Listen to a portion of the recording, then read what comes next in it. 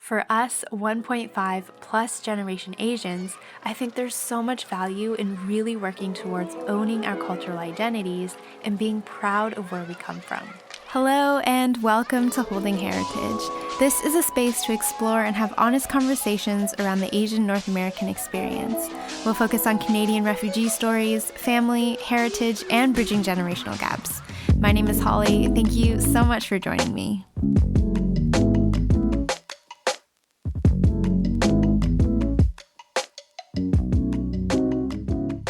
Hello, today is April 30th, 2021.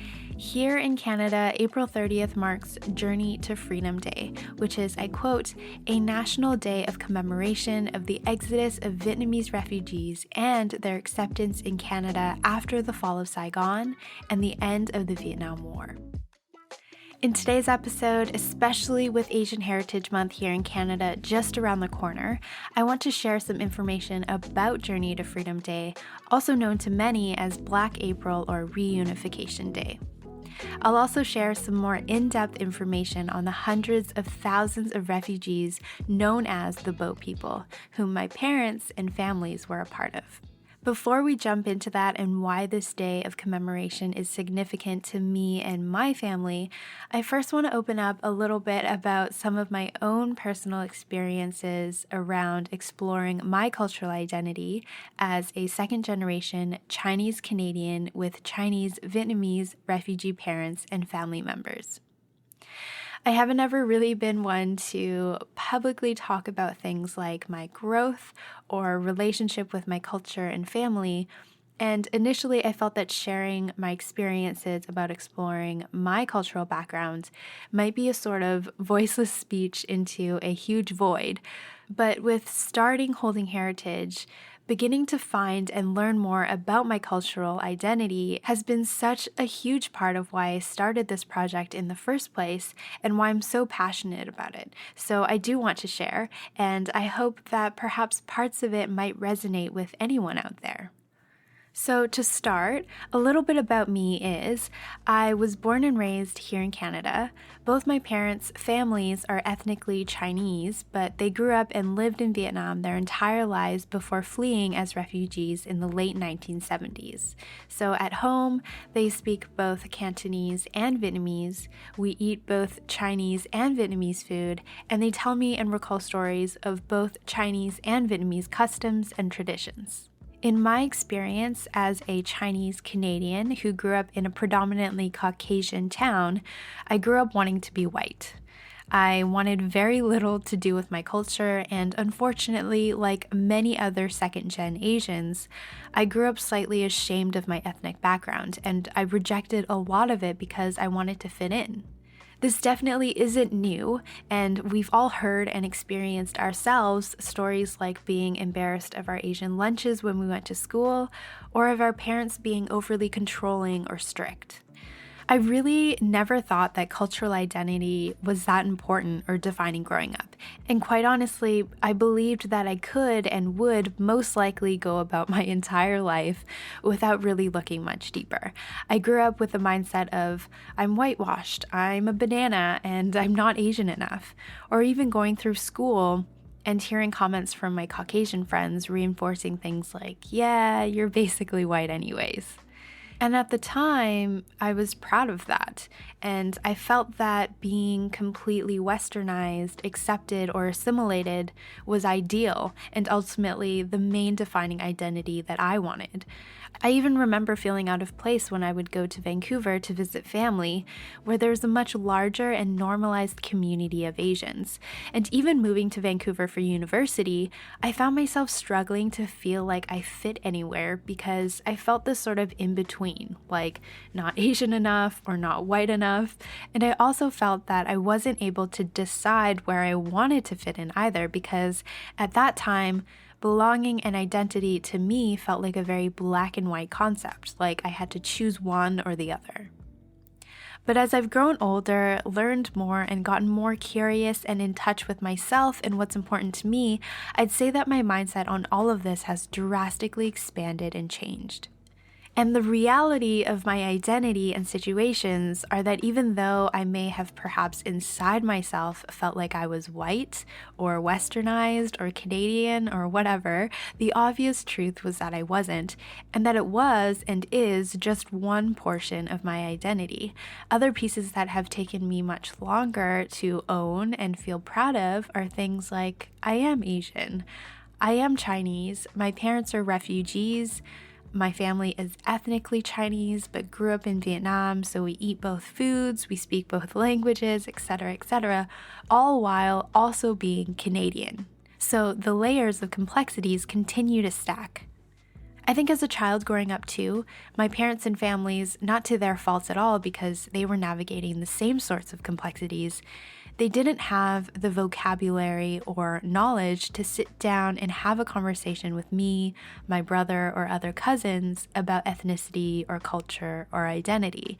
And I do think that a portion of this comes from Asian culture in general. It's not super common to even discuss things of that nature, and a lot of the time, what's built into the culture is to sort of keep your head down, do what it takes to blend in and be accepted, and don't rock the boat. So that sort of container of mindset to grow up in as a second-gen Asian, at least for me, was confusing to try to work out on my own, and still is a bit today, trying to balance and discern where I want to and feel comfortable fitting in, as opposed to where I think I should fit in because I want people to like me or see me in a certain way.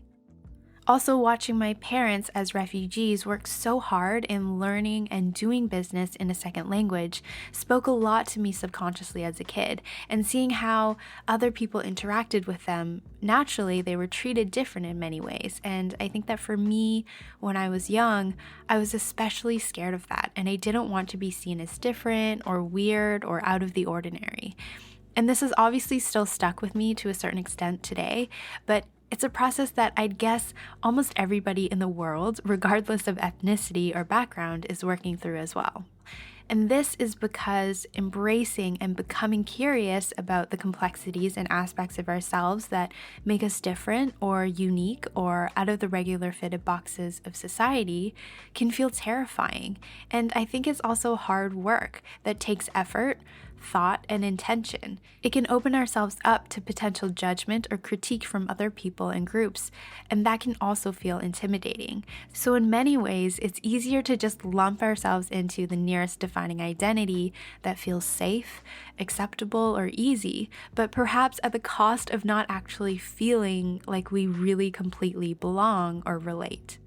So I'm here right now after quite a bit of self-exploration to start holding heritage, because in the process of learning more about my cultural identity, I've come to realize that Chinese-Vietnamese heritage resonates most for me. And I want to make a space for myself, my family, friends, and the other thousands and thousands of families and people out there that may also feel the same way. So for me as a second-gen Asian, with my parents having been refugee boat people, I of course spent so much of my time researching and learning more about the boat people and the enormous diaspora. This is where Journey to Freedom Day becomes significant to me. So before I get into my personal thoughts and feelings on the day of commemoration, let me give you some brief information about what it symbolizes to many. April 30th, 1975 marked the day that North and South Vietnam were reunited under the control of the Communist North government, the day that Saigon fell. American troops evacuated out of Vietnam, bringing an end to the Vietnam War and triggering the first wave of refugees to flee the country. For many from South Vietnam, April 30th is referred to as Black April and is a day of mourning, loss, and painful memories, felt as the day that they lost their country. For many others, it's seen as a day of celebration, peace, independence, and unification. So in terms of Journey to Freedom Day here in Canada, in 2015, Canada's first senator originally from Vietnam, Mr. Ngo Thanh Hai, was able to get a bill passed as the Journey to Freedom Day Act, intended to be, I quote, to remember and commemorate the lives lost and the suffering experienced during the exodus of the Vietnamese people. the acceptance of Vietnamese refugees in Canada, the gratitude of Vietnamese people to the Canadian people and government of Canada for accepting them, and the contributions of Vietnamese Canadian people to Canadian society. So first of all, I want to elaborate on some of the details about the refugees. Following the end of the Vietnam War in 1975, between then and 1977 was the first wave of refugees to flee the country. Of them were many military personnel, educated professionals, and supporters of the U.S. and South Vietnamese government. The second and largest wave fled in 1978 to 79. They differed largely in socioeconomic status, a vast majority of them being of ethnic Chinese background. This was due to the increasing tensions between China and Vietnam and their fallout in 1979, which fostered a very anti-Chinese atmosphere. This resulted in many ethnic Chinese being singled out for persecution. This is the group my parents and families were a part of. The third wave of refugees fled in the late 1980s and early 90s. So, of all of these waves, a large majority of the refugees fled by boats and ships and are known as the refugee boat people. There were approximately 840,000 refugee boat people. They fled Vietnam to different countries of first asylum in other parts of Southeast Asia, like China, Hong Kong, Indonesia, Malaysia, the Philippines, Singapore, and Thailand. This is where they stayed in refugee camps, and from there, those who were able to were resettled in more developed countries. Significant numbers resettled in the US, Canada, Italy, Australia, France, West Germany, and the UK. In my case, both my mom and dad's immediate families were sponsored to Canada in the early 1980s. I also have some family on my dad's side that were sponsored to the UK. So this year, 2021, marks about the 41st year that my families have been in Canada and the UK. During the exodus of the boat people, the UNHCR, which is the United Nations High Commissioner for Refugees, estimates that at least 250,000 refugees lost their lives at sea during their journeys.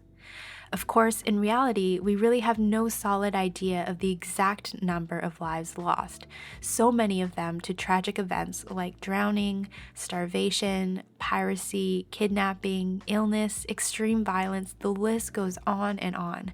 I'm sure if you're like me and have talked with your parents or elders about any part of their refugee boat journeys, among the first things they'll tell you is that it was full of so many hardships. It took so much bravery and strength for them, and I'm beyond grateful for my elder generation's sacrifices that has provided me with the incredible opportunities I have today, like sitting here and recording this podcast. I'm also so grateful that both my parents' entire families were generously sponsored here to Canada. Many other families were split up and separated when being sponsored, and many even not being able to find sponsors at all. So without the kindness and care of the many sponsor families, Canadian charities, religious groups, and other non-governmental organizations, we wouldn't be here today. Canada accepted approximately 200,000 Vietnamese, Chinese-Vietnamese, Cambodian, and Laotians as refugees, the highest rate per capita in relation to other nations. Because of this, in November of 1986, Canada was awarded the Nansen Medal by the UNHCR. So when I learned that Journey to Freedom Day was indeed a national day of commemoration here in Canada, I was pleased that it was being recognized, and although many of the 1.5 generation refugees and families may feel or remember it as a day of loss and mourning, for me and my family, I personally see it as a day of gratitude and recognition of my family's strength, resilience, and incredible importance of what they have accomplished and built here in Canada for my generation and generations to come. I really hope that moving forward, I can continue to honor and celebrate this year after year. My second thoughts and feelings following that, though, were that in my research and reading of documentation on the boat people, like my parents and families, Especially government sources like about Journey to Freedom Day, the use of Vietnamese refugees is often used as the main term, which for me kind of sparks a feeling of a potential lack of recognition because of the refugee diaspora, an estimated 60 to 70% of these refugees fleeing from Vietnam were ethnic Chinese groups. This was, again, largely due to the anti-Chinese atmosphere in Vietnam following the fallout between China and Vietnam. In other words, if you were ethnically Chinese in Vietnam at the time, most likely you were being forced to leave and often shunned by the native Vietnamese residents, even if they had been your friends. In many of the refugee camps in Asia holding the refugee boat people, many had to have separate areas to keep the Vietnamese and Chinese from fighting. These types of stories I'd heard firsthand from my parents and families, as well as many other stories that really highlight the racism that they faced for being ethnically Chinese in Vietnam, even before the war. So this really made me think that the important distinction between Vietnamese and Chinese-Vietnamese may be really necessary. Also, my family, as well as many other Chinese-Vietnamese refugee families, are very specific and articulate about teaching their children, like my brother and I and our generation, that we're not Vietnamese, we're Chinese. However, on the other hand, when it comes to native people from China or Hong Kong, we are also not the same as those groups of Chinese people. I remember growing up, there were other refugee families that we came to know, their kids being similar ages to me, who I grew up with, many of whom I'm still friends with. I would go to their houses or interact with their families, and sometimes there would be slight differences in the dialects they would speak, but they would still identify as Chinese refugees from Vietnam, same as my family. I didn't know how to make sense of the slight differences back then. Things like this added to the layers of complexities and challenges when it came to owning my cultural identity and feeling of belonging when I was young. Even while older, I feel that sometimes attending events or functions centered around specifically Chinese culture or specifically Vietnamese culture, although super enjoyable, didn't particularly sit right with me either in terms of feeling like I totally related or belonged. I still felt a sort of divided sense of self. One book that has helped me a lot in learning more about distinguishing between Vietnamese and Chinese-Vietnamese within the overall refugee diaspora is The Chinese-Vietnamese Diaspora Revisiting the Boat People, edited by Yu Kwa Chan, a volume that is part of the Routledge Contemporary Asia series. If you're at all interested like I am, I highly recommend reading it. I have linked the book in the show notes at holdingheritage.com. It's from this book that I started to more deeply dive into the details of the ethnic Chinese groups in Vietnam. Chinese-Vietnamese refers to groups of ethnic Chinese people who lived, built their lives, oftentimes grew up in Vietnam, and held on to many, if not all, aspects of their Chinese heritage. There were three main groups of ethnic Chinese within Vietnam: the Hoa people, Ngai people, and San Diu people. The majority speak a dialect of Cantonese, Ngai, sometimes Hakka, and other village languages derived from or similar to Cantonese. Learning this completely made sense of those slight differences in dialects in different families that I noticed when I was younger. The ethnic Chinese is the group of people my own family fall under, of course, which is why I'm excited to share more about it and explore further in future episodes. I've also had very interesting conversations with my parents about the exact topic, and I encourage you to do so as well with your own families if it's relevant, because I do think it's a topic in which they're pretty particular about, and it really sheds light on the importance of the distinction. Learning more about the Vietnamese and Chinese-Vietnamese has really provided me with a better sense of belonging and self-identity when it comes to my ethnicity and heritage. It's also helped me so much in talking further with other second-gen friends and family members in the same cultural position about it. And in my experience, we all seem to feel very similarly in terms of this sort of in-between cultural identity. I really want to create a platform to more specifically understand and appreciate the heritage that our Chinese-Vietnamese refugee families and thousands others have brought to Canada and North America. I would love to champion a space where we can feel more seen, united, and understood, and where we can share these important stories and conversations to help preserve and further strengthen our heritage.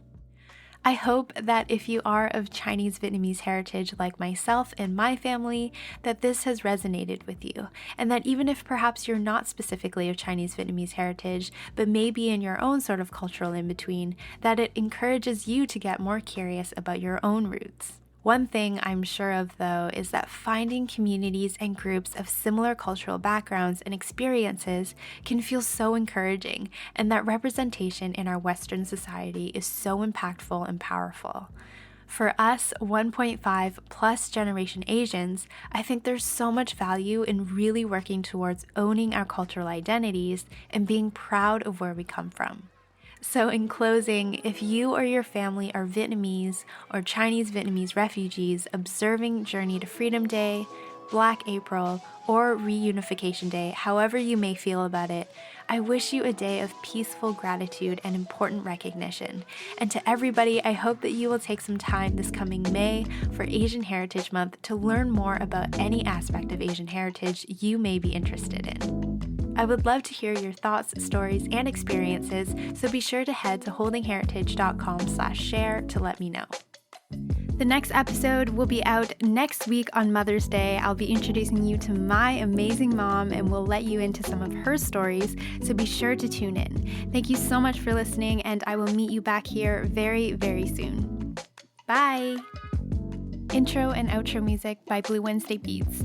And Holding Heritage is proudly created, produced, and geographically based on the traditional, ancestral, and unceded lands of the Tsleil-Waututh and Comox nations of the Coast Salish people.